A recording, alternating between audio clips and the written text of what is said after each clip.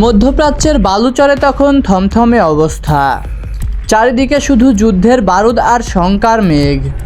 সবাই ধরেই নিয়েছিল আমেরিকা আর ইরানের মধ্যে বুঝি সর্বাত্মক যুদ্ধ বাঁধল বলে।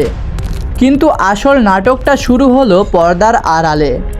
ইরান বসে রইল না। তারা শুধু সামরিক প্রস্তুতিই নেয়নি, বরং এমন নিখুঁত কূটনৈতিক চাল চালল যাতে পুরো অঞ্চলের হিসাব নিকাশ পাল্টে যায়।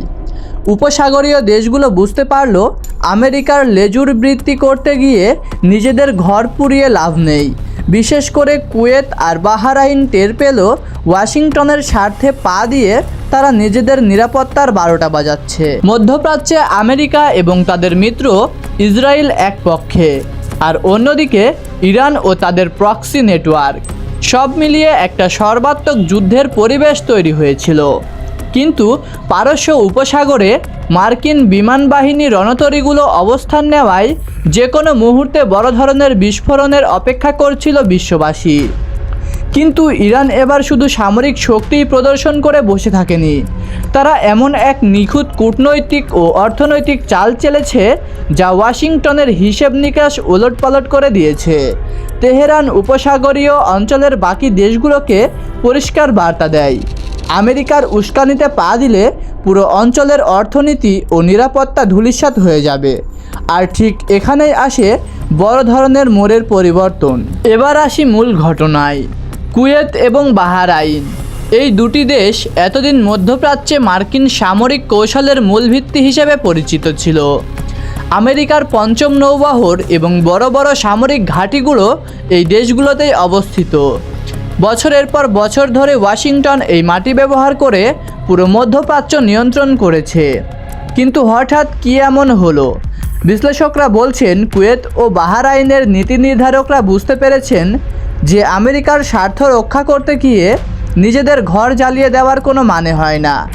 আঞ্চলিক স্থিতিশীলতা বজায় রাখতে ইরানের সাথে সরাসরি সংঘাতে জড়িয়ে নিজেদের ধ্বংসের মুখে না ফেলতে তারা আমেরিকার ওপর থেকে নির্ভরতা কমানোর সিদ্ধান্ত নিয়েছে। চাপের মুখে পড়ে কুয়েত এবং বাহরাইন প্রশাসন তাদের ভূখণ্ডে মার্কিন সামরিক উপস্থিতি সীমিত করা এবং পর্যায়ক্রমে সেনা বহিষ্কারের কড়া বার্তা দেয়।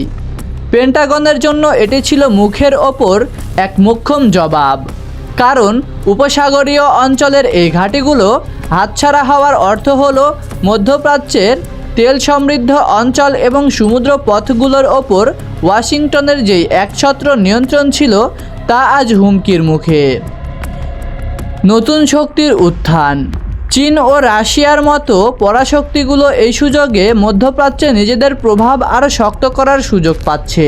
উপসাগরীয় দেশগুলো বুঝিয়ে দিল যে তারা আর আমেরিকার চোখ রাঙানিকে অন্ধের মতো বিশ্বাস করবে না বা মেনে নেবে না। নিজেদের নিরাপত্তা তারা নিজেদের মতো করে সাজাতে শুরু করেছে।